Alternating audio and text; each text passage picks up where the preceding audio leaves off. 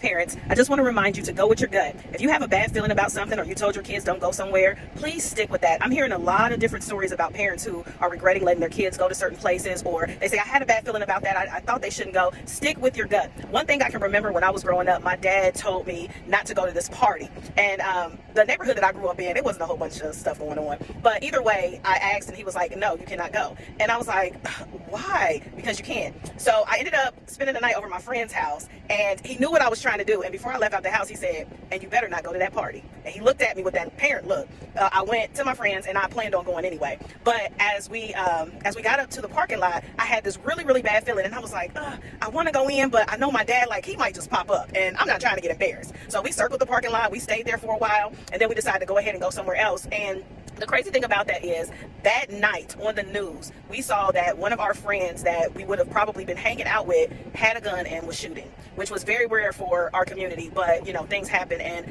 that could have been the night where I could have gotten shot, I could have gotten killed, unalived. And I'm just so thankful that my dad stuck with his gun, even though I was trying to be sneaky. Also, the feeling inside of me was like, I better not go. And that feeling wasn't because my dad was going to bust me and be up there. It was because it was danger and I didn't need to go. So parents, just, again, stick with your gut.